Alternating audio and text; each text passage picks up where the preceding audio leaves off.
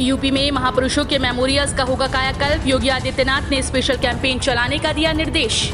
उत्तर प्रदेश में आगामी विधानसभा चुनाव से पहले प्रदेश की योगी आदित्यनाथ सरकार महापुरुषों से जुड़े स्मृति स्थलों का विकास काम कराते हुए नजर आ रही है। हाल ही में राजधानी लखनऊ के भीतर डॉक्टर भीमराव अंबेडकर स्मारक और सांस्कृतिक स्थल का शिलान्यास करने के बाद अब योगी सरकार राज्य के भीतर सभी महापुरुषों से जुड़े स्मारकों और स्मृति स्थलों का कायाकल्प कराने जा रही है। 2 से ज्यादा बच्चे हुए तो सरकारी नौकरी नहीं, चुनाव लड़ने पर भी रोक, कानून मानने पर प्रमोशन और टैक्स में छूट। उत्तर प्रदेश की योगी सरकार ने जनसंख्या नियंत्रण कानून का ड्राफ्ट तैयार कर लिया। राज्य विधि आयोग के अध्यक्ष जस्टिस आदित्यनाथ मित्तल ने इसे तैयार किया है। यदि ये ड्राफ्ट कानून में बदला तो यूपी में भविष्य में जिनके 2 से ज्यादा बच्चे होंगे उन्हें सरकारी नौकरी नहीं मिलेगी। ऐसे लोग कभी चुनाव भी नहीं लड़ पाएंगे, उन्हें सरकारी योजनाओं का लाभ नहीं मिलेगा। विधि आयोग का दावा है कि अनियंत्रित जनसंख्या के कारण पूरी व्यवस्था प्रभावित हो रही है। कोरोना से मौत होने पर मुआवजे की मांग। गोरखपुर में दूसरे दिन भी जारी रहा डॉक्टर और फार्मासिस्ट का कार्य बहिष्कार। उत्तर प्रदेश के गोरखपुर जिले में शनिवार को भी लगातार दूसरे दिन फार्मासिस्ट एसोसिएशन और डॉक्टर एसोसिएशन ने संयुक्त रूप से 2 घंटे जिला मुख्यालय पर धरना प्रदर्शन कर विरोध दर्ज कराया। एसोसिएशन का ये धरना बीते 2 दिनों से चल रहा है। इस दौरान जिले के सभी सरकारी अस्पतालों में पूरी तरह से 2 घंटे तक काम ठप रहा। सीएम योगी का आदेश, निर्वाचित पंचायत जनप्रतिनिधियों की मदद में लगेंगे एमबीए डिग्री धारक। सीएम योगी ने कहा कि ग्राम पंचायत, नगरीय निकायों, जिला पंचायत और ब्लॉक स्तर पर निर्वाचित प्रतिनिधियों को कार्यों में सहयोग प्रदान करने के लिए एमबीए डिग्री धारक की सेवाएं लेने पर विचार किया जाए। ये युवा निर्वाचित जनप्रतिनिधियों के दैनिक कार्यों में तो सहयोग करेंगे ही, अपने प्रोफेशनल कौशल से विकास योजनाओं की रूपरेखा तय करने और आर्थिक प्रबंधन में भी उपयोगी सिद्ध होंगे। 1000 करोड़ की योजनाओं का करेंगे शिलान्यास। यूपी के 9 जिलों में मेडिकल कॉलेजेस का लोकार्पण करेंगे मोदी। प्रधानमंत्री नरेंद्र मोदी लगभग 8 माह बाद आगामी 15 जुलाई को अपने संसदीय क्षेत्र वाराणसी आएंगे। तकरीबन 5 घंटे के काशी प्रवास के दर्शन के दौरान प्रधानमंत्री लगभग 750 करोड़ रुपए से ज्यादा की लागत से तैयार परियोजनाओं का लोकार्पण करेंगे। इसके साथ ही 415 करोड़ रुपए से ज्यादा की लागत वाली परियोजनाओं का शिलान्यास भी करेंगे। नतीजों से गदगद दिखे सीएम योगी, बोले 85% सीट्स पर भाजपा जीती है। ये केंद्र और राज्य सरकार की नीतियों और कार्यकर्ताओं की जीत। उत्तर प्रदेश के मुख्यमंत्री योगी आदित्यनाथ ने शनिवार को त्रिस्तरीय पंचायत चुनाव में पार्टी की जीत को कार्यकर्ताओं की जीत बताते हुए संगठन का शुक्रिया अदा किया। साथ ही उन्होंने कहा कि ये जनादेश केंद्र और राज्य सरकार की नीतियों की जीत है। कोरोना महामारी के बीच ये चुनाव संपन्न कराया गया, जो कि एक बड़ी सफलता है।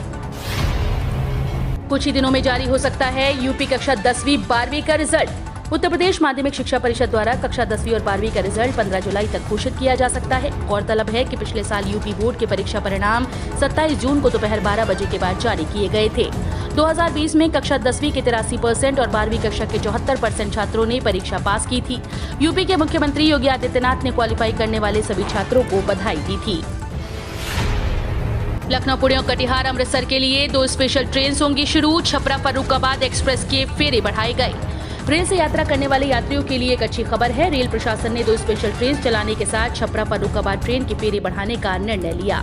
इसी कड़ी में लखनऊ व पुणे के बीच सुपरफास्ट श्रेणी की साप्ताहिक स्पेशल ट्रेन चलाने का निर्णय लिया। ट्रेन को कानपुर सेंट्रल स्टेशन पर ठहराव दिया गया है। यूपी में सांप काटने पर होने वाली मौत आपदा घोषित। मृतक के परिवार को 4 लाख की आर्थिक मदद।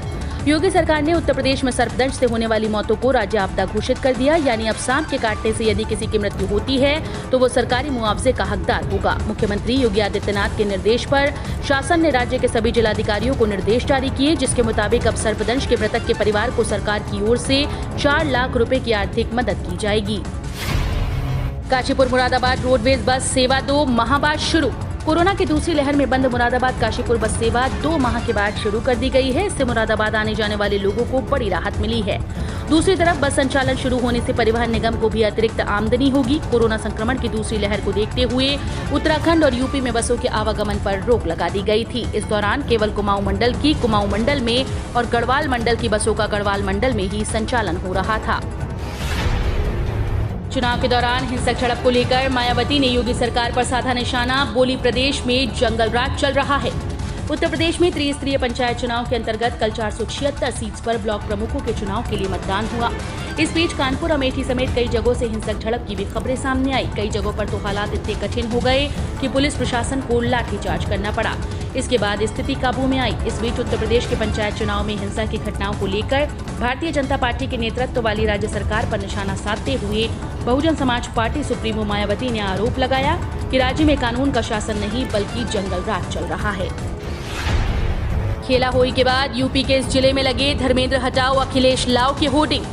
कुछ दिन पहले सपा नेताओं ने खेला होबे की तर्ज पर खेला होई का नारा दे दिया था। इसके चलते वाराणसी कानपुर तक सपा नेताओं ने दीवारों और पोस्टर्स के जरिए खेला होई को परवान चढ़ाना शुरू कर दिया। माना जा रहा था कि ये सब 2022 में होने वाले विधानसभा चुनाव को लेकर सपाई मूड बना रहे हैं। हालांकि अब बदायूं जिले में धर्मेंद्र हटाओ बदायूं बचाओ और अखिलेश लाओ का होर्डिंग्स लगाए गए हैं। इसको लेकर जिले की सियासत एक बार फिर से गर्मा गई। सपाइयों ने इस तरह के होर्डिंग पर नाराजगी भी जताई। यूपी में 48 घंटे में सक्रिय होगा मानसून, 14 जिलों में बारिश का अलर्ट। मौसम विभाग के पूर्वानुमान के मुताबिक उत्तर प्रदेश में अगले 48 घंटे में मानसून फिर से करवट लेगा। लखनऊ, रायबरेली, प्रतापगढ़, जौनपुर, अयोध्या, बाराबंकी, अमेठी, सुल्तानपुर, फतेहपुर, लखनऊ, सीतापुर, लखीमपुर खीरी, हरदोई, बस्ती, अम्बेडकर नगर, गोंडा और शाहजहांपुर में बारिश का अलर्ट मौसम विभाग ने जारी कर दिया है। इन जिलों में गरज चमक के साथ बूंदाबांदी होने और 40 किलोमीटर प्रति घंटे की रफ्तार से हवाएं चलने का पूर्वानुमान है। बरेली सीएमओ ने कई स्वास्थ्य केंद्रों पर किए तबादले, लंबे समय से जमे थे ब्लॉक प्रोग्राम मैनेजर। यूपी के बरेली में प्रधानमंत्री मातृ वंदना योजना में बिथरी समेत 3 स्वास्थ्य केंद्रों पर करोड़ों के घोटाले की आहट आ रही है, जिसके बाद अब मुख्य चिकित्सा अधिकारी ने सभी प्रमुख स्वास्थ्य केंद्रों पर लंबे समय से बैठे ब्लॉक प्रोग्राम मैनेजर हटाने का फैसला लिया। करीब 15 ब्लॉक मैनेजर की सूची बनी है जिनका तबादला प्रस्तावित है। गौरतलब है कि इस मामले में एसीएमओ डॉक्टर आर.एन. गिरी ने बिथरी में करीब 1.25 करोड़ रुपए से अधिक का घोटाला होने की बात अपनी जांच रिपोर्ट में दी थी। गोरखपुर के कपड़ों से नेपाल के सिर पर सजता था ताज, बॉर्डर बंद हुआ तो हथकरघे वाले हुए बेरोजगार। गोरखपुर जिले से हर साल करीब 1.5 लाख मीटर नेपाली ढाका टोपी का कपड़ा नेपाल भेजा जाता था। इसी से मशहूर राजशाही टोपी बनाई जाती है। कोरोना संक्रमण आने के बाद इस कारोबार पर ब्रेक लग गया। लॉकडाउन के बाद से ही बॉर्डर बंद चल रहा है। इस वजह से गोरखपुर में हाथ से बने कपड़े नेपाल नहीं जा पा रहे। ऐसे में नेपाल से ऑर्डर आना भी बंद हो गया, जिसके बाद से हथकरघा और पावरलूम से तैयार लाखों का माल रखे रखे खराब हो गया। बैंक कर्मियों के लिए खुशखबरी, हर साल मिलेगी 10 सरप्राइज छुट्टी। रिजर्व बैंक ऑफ इंडिया ने बैंक कर्मियों के लिए एक बड़ा फैसला लिया। आरबीआई ने कहा कि जो बैंकर संवेदनशील पदों पर काम करते हैं उन्हें हर साल कम से कम 10 दिन की सरप्राइज लीव मिलेगी। इन कर्मचारियों को हर साल मैंडेटरी लीव के तहत 10 दिनों की छुट्टी अचानक दी जाएगी। आरबीआई का नया नियम शेड्यूल कमर्शियल बैंक के अलावा रूरल डेवलपमेंट बैंक और कोऑपरेटिव बैंक पर भी लागू होगा। इस साल 40,000 फ्रेशर्स की हायरिंग करेगी टीसीएस। देश की दूसरी सबसे बड़ी आईटी कंपनी टीसीएस ने कहा कि वो चालू वित्त वर्ष में 40,000 से ज्यादा फ्रेशर्स को कॉलेज कैंपस से हायर करेगी। कंपनी के global human resource chief Milind Lakkad ने कहा कि इस साल हायरिंग और बेहतर होगी। लक्कड़ ने कहा कि कोरोना क्राइसिस के बावजूद हायरिंग की प्रक्रिया में किसी तरह की अड़चन नहीं आ रही है। पिछले साल हायरिंग प्रक्रिया में कुल 3.60 लाख फ्रेशर्स शामिल हुए थे। भारत श्रीलंका वनडे सीरीज में फिर बदलाव, 18 जुलाई को खेला जाएगा पहला वनडे। भारत और श्रीलंका सीरीज के शेड्यूल में कोरोना के चलते फिर से बदलाव हो गया। अब दोनों देशों के बीच वनडे सीरीज की शुरुआत 18 जुलाई से होगी। इससे पहले शुक्रवार को सीरीज के 17 जुलाई से शुरू होने का दावा किया गया था। अब श्रीलंका क्रिकेट बोर्ड की तरफ से बदला हुआ शेड्यूल जारी किया जाएगा। दोनों टीम्स के बीच पहला वनडे 18 जुलाई, दूसरा वनडे 20 जुलाई और तीसरा वनडे 22 जुलाई को खेले जाने के कयास लगाए जा रहे हैं। चारधाम यात्रा और हेमकुंड साहिब यात्रा पर सरकार का नया आदेश। अब चारधाम और हेमकुंड साहिब यात्रा पर जाने वाले तीर्थयात्रियों को 4 पहिया वाहनों के साथ ही बाइक का भी ट्रिप कार्ड बनवाना होगा। चारधाम और हेमकुंड साहिब यात्रा को लेकर परिवहन विभाग की ओर से तैयार की गई वेबसाइट में एनआईसी के विशेषज्ञों के द्वारा बदलाव कर ट्रिप कार्ड को भी जोड़ा जा रहा है। ट्रिप कार्ड के लागू होने से इस बात का पता लगाया जा सकेगा कि यात्रा पर कितने तीर्थयात्री और कितनी गाड़ियां गईं। कैबिनेट मंत्री की बैठक से पहले हंगामा, पुलिस किसानों के बीच झड़प, बैरिकेडिंग पर चढ़ाई ट्रैक्टर। एक तरफ देश में नए कृषि कानूनों के खिलाफ किसानों का आंदोलन जारी है, वहीं दूसरी तरफ कैबिनेट मंत्री मूलचंद शर्मा समेत बीजेपी के विरोध में सड़कों पर उतरे किसानों की पुलिस से झड़प हो गई। इस दौरान किसानों ने पुलिस द्वारा लगाए गए बैरिकेड्स पर ट्रैक्टर चढ़ा दिया। इन प्रदर्शनकारियों को काबू करने के लिए पुलिस को कड़ी मशक्कत करनी पड़ी। सीबीएसई ने शुरू की 12वीं के रिजल्ट की जांच। सीबीएसई ने स्कूल द्वारा तैयार किए गए 12वीं के रिजल्ट की जांच शुरू कर दी। इसमें 10वीं व 11वीं का रिजल्ट भी शामिल है। इसको लेकर सीबीएसई ने बिहार बोर्ड, आईसीएसई, यूपी व नेपाल सहित 10वीं बोर्ड को पत्र लिखा है। बोर्ड ने 12वीं के उन छात्रों के 10वीं का अंक पत्र मांगा जिन्होंने बिहार बोर्ड से 10वीं करने के बाद 11वीं में सीबीएसई स्कूल में नामांकन लिया था। बोर्ड के मुताबिक 10वीं के अंक पत्र की जाँच की जाएगी। मिड डे मील के रसोइयों को न्यूनतम वेतन क्यों नहीं, हाई कोर्ट ने मांगा जवाब। कार्यरत रसोइयों के मानदेय मामले में व्यक्तिगत हलफनामा मांगा है। कोर्ट ने उनसे पूछा है कि इन रसोइयों को समान कार्य समान वेतन के सिद्धांत के तहत न्यूनतम वेतन क्यों नहीं दिया जा सकता। यह आदेश न्यायमूर्ति नाहिद आरा मुनीस और न्यायमूर्ति SD सिंह की खंडपीठ ने रसोइया संघ ब्लॉक अहरौला की तरफ से दाखिल याचिका पर दिया। याचिका में कहा गया कि रसोइयों को प्रतिमाह 1000 रुपए का मानदेय दिया जा रहा है। सीएम योगी का बढ़ेगा और रुतबा। बीजेपी ने ब्लॉक प्रमुख चुनाव में अब तक 600 से ज्यादा सीट्स जीती। जिला पंचायत अध्यक्ष चुनाव की तरह यूपी ब्लॉक प्रमुख चुनाव में भी भाजपा का दबदबा कायम रहा। 825 सीट्स में से 735 सीट पर बीजेपी ने ब्लॉक प्रमुख के प्रत्याशी दिए थे। उसमें से 635 सीट्स पर भाजपा के प्रत्याशी जीत गए। वहीं कई सीट्स पर सपा ने भी कब्जा किया। मतदान के दौरान कई जिलों में बवाल भी हुआ। सीएम योगी ने कहा कि मैं विजयी प्रत्याशियों को हृदय से बधाई देता हूं, उनका अभिनंदन करता हूं। सस्ता सोना खरीदने का 12 जुलाई से शानदार मौका। जाने किस रेट पर मिलेगा।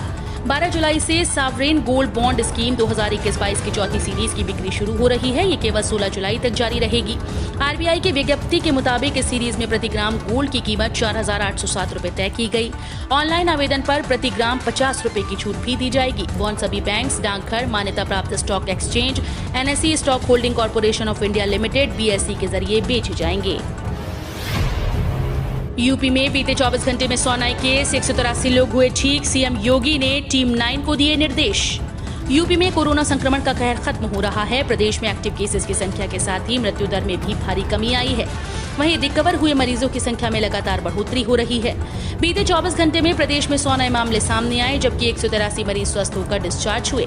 बीते 24 घंटे में 2,76,013 कोविड सैंपल की जाँच की गई। इस दौरान पॉजिटिविटी रेट 0.0